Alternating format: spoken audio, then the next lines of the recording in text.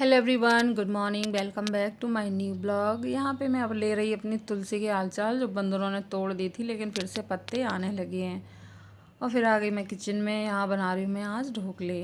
और ये गरम गरम अच्छे लगते हैं मुझे, और इसके साथ मिर्ची, फ्राई मिर्ची अच्छी लगती है। तो 4-5 मिर्च कट करके तब फ्राई करूँगी, अदरवाइज़ अगर ऐसे ही डाल देना तो बहुत ज़्यादा उटकती हैं। तो यहाँ पे मिर्ची कट कर लूँगी पहले तो अच्छे से सारी, और उसके बाद फ्राई करूँगी। और ये वाली मिर्ची बिल्कुल भी तीखी नहीं थी, मुझे ये लग रहा था कि बहुत तीखी है। और जब सब्ज़ी में डाल दे 4-5 मिर्च डाल देते, उसके बाद भी सब्ज़ी तीखी नहीं होती।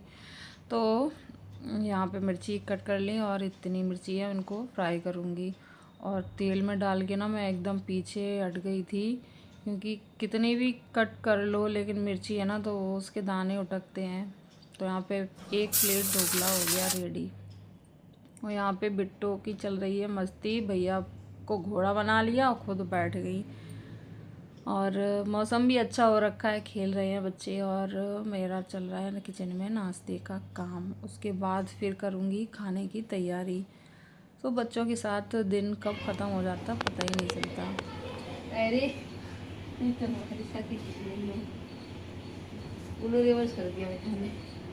कहाँ जा रही हैं?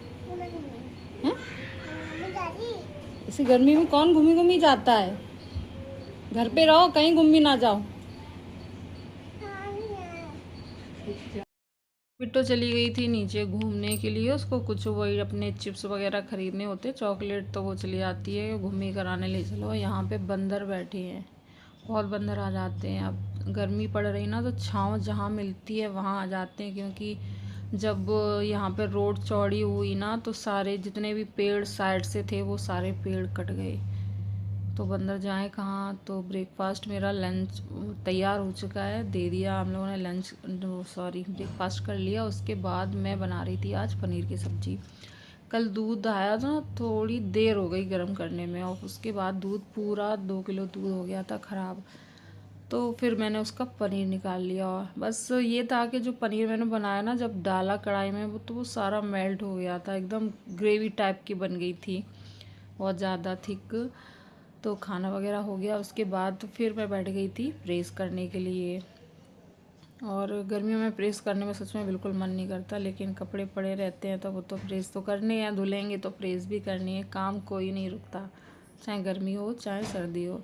और यहाँ पे एक मेरा नेल से ना बार बार कपड़ों में उलझ रहा था, तो पहले मैंने सोचा इसको सही करूँ, नहीं तो दिक्कत ना हो जाए, क्योंकि अभी एक अंगूठे में तो मेरे चोट ऑलरेडी लगी हुई है। तो फिर वो सही करके फिर मैंने प्रेस करी। और अभी टाइम हो रहा था लगभग शाम के 4 बजे का टाइम हो रहा था। और प्रेस करने के बाद सोचा मैंने थोड़ा कि चलो पूरा दिन हो गया, थोड़ा सा रेस्ट कर लेते हैं। लेकिन मेरा रेस्ट तभी होता है जब मेरी बिटिया रानी सो जाती है। और बिटिया रानी तो यहाँ खेल रही थी।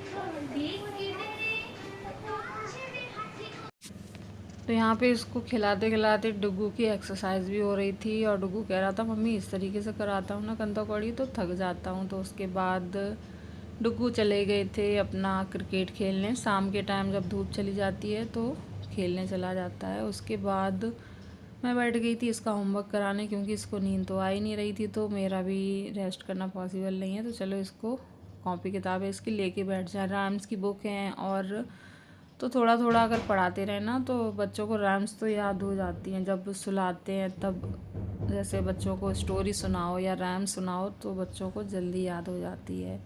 और जो होमवर्क मिलता है वो भी थोड़ा सा कभी हाथ पकड़ के करवा देती हूँ। और अब तो ये है कि थोड़ा थोड़ा सा बनाने लगी है।